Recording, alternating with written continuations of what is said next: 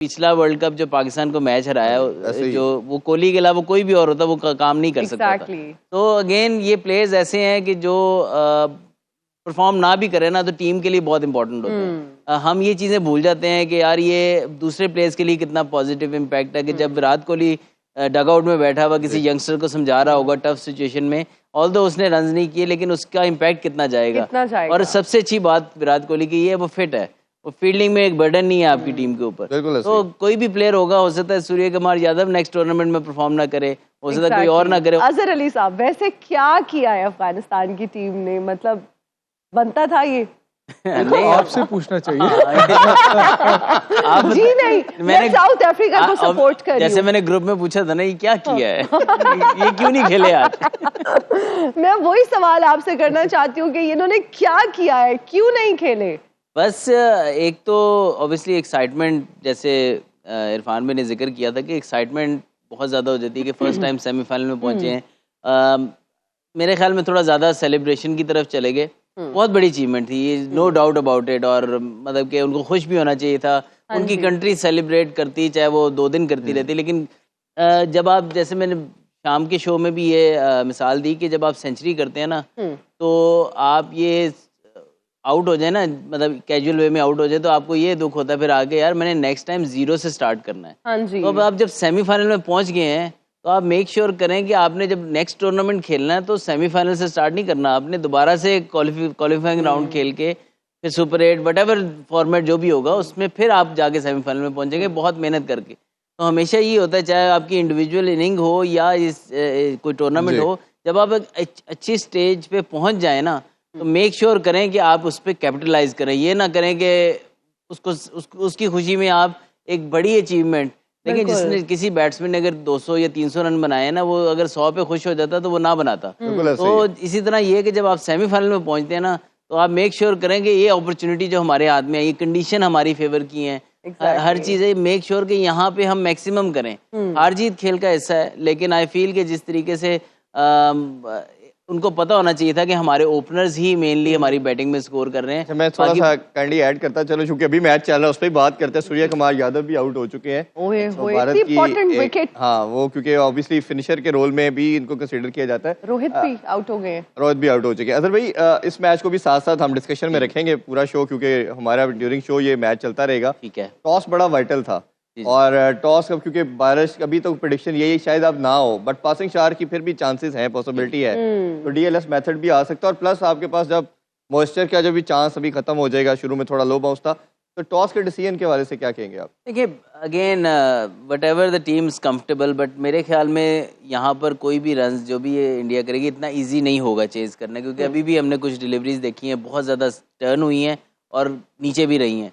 तो अगेन वही बात है कि इंडिया के पास जो बॉलिंग अटैक है, स्पिन बॉलिंग अटैक स्पेशली, वो तंग कर सकता है जो इंग्लैंड की टीम को, और बुमराह की भी अगेन बहुत फॉर्म है। तो आई थिंक कोई भी टोटल 160 प्लस 170 होगा तो गयाना की, नॉर्मली गयाना में इतनी आसानी से चेज नहीं होता। तो लेट्स सी, ये तो मैच के बाद ही राइट या रॉन्ग साबित होगा डिसीजन, लेकिन आई फील के बड़ी गेम में हमेशा runs on the board is very important, लेकिन England always like to chase, let's see. अच्छा, जब हम बात करते हैं तबरेज़ शम्सी की, तो उन्होंने आज भी अपने 1.5 ओवर्स में ही 3 विकेट्स ले लिए। आप क्या समझते हैं, जो बॉलिंग में जितना वो अच्छा परफॉर्म कर रहे हैं, क्या फाइनल में भी हमें ये परफॉर्मेंस उनकी देखने को मिलेगी? देखिए स्पिनर्स का role throughout specially Caribbean में बहुत ज़्यादा रहता है, और जो स्टेज था वो सेट था उनके लिए, जो फास्ट बॉलर्स ने काम कर दिया हुआ था, और स्पेशली जब टेल सामने आती है तो wrist spin, specially left arm wrist spin हो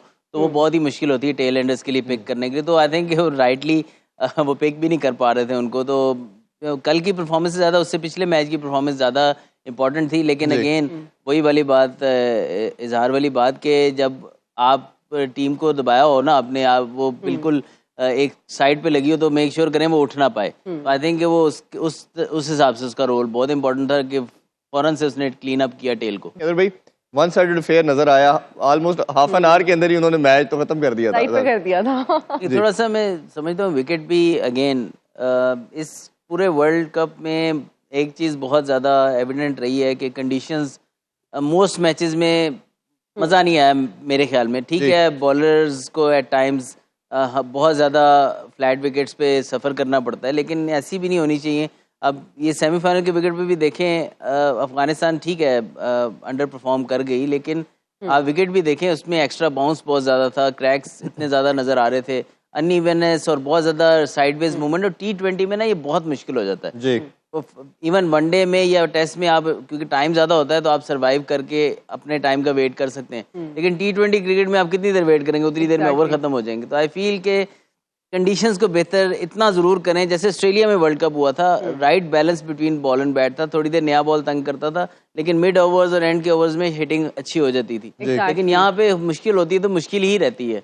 ये बड़ा यहाँ पे बहुत low scoring match at times हुए हैं। बिल्कुल ऐसे ही है। हमने पहले भी बात की कि साउथ अफ्रीका बड़ी हमें ऑर्गेनाइज कंपोज नजर आए, उन्होंने कोई ओवर सेलिब्रेट नहीं किया, हालांकि लाइफ की उनकी भी जो 92 से हिस्ट्री चल रही है उसके डिस्पाइट ऑफ इट वो बड़े कंपोज रहे, माइनर सी सेलिब्रेशन की, बिकॉज वो जानते हैं कि अभी हमारी एक लास्ट स्टेप रह गया, we have to clear it. बिल्कुल, और एक बड़ी टीमों की मेरा ख्याल है अप्रोच होती है। बिल्कुल। और दूसरी चीज़ जो नज़र आ रही है साउथ अफ्रीका में, वो प्लानिंग नज़र आ रही है उनकी, और वो उसमें ये शामिल था आई थिंक कि हमने फोकस रहना है।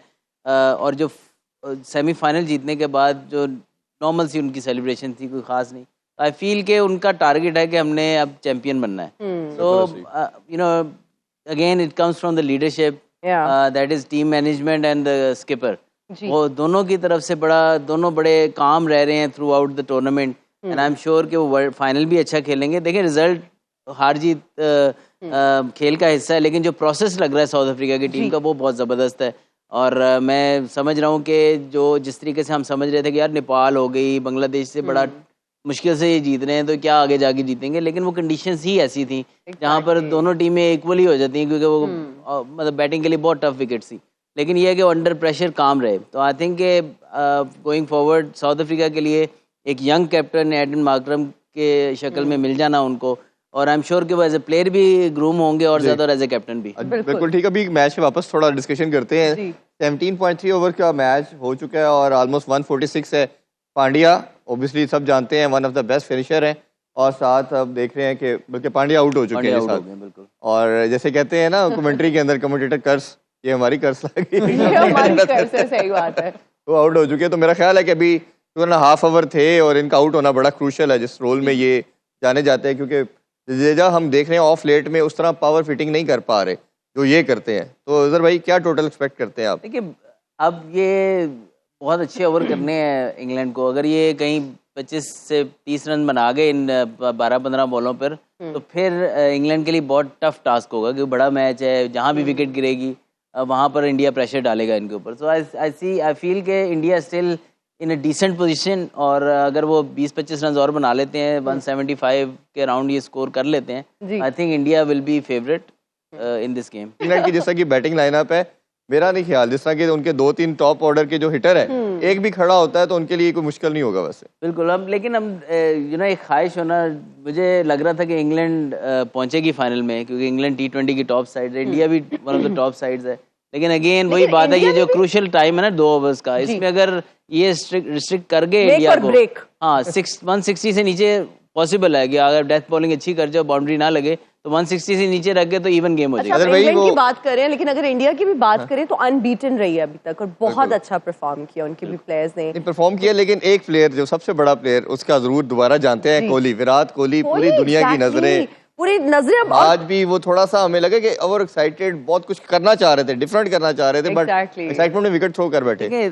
इससे पता लगता है कि जब बैट्समैन पे बुरा टाइम आता है तो बड़ा एट टाइम्स बैट्समैन बड़ी डिफरेंट चीजें करता है, और शायद वो भी बाद में रिग्रेट करता हो, यार मैंने ये, लेकिन डेस्परेशन में ये चीजें होती हैं, और ये पार्ट ऑफ द गेम है, हम बहुत इस चीज को देखते हैं, लेकिन इसमें से प्लेयर ने ही निकलना होता है, और बड़े आसानी से हम कह सकते हैं यार इसको नहीं लाना चाहिए था, या इसको रिटायर हो जाना चाहिए। अभी पिछला वर्ल्ड कप जो पाकिस्तान को मैच हराया, जो वो कोहली के अलावा कोई भी और होता वो काम नहीं कर सकता था।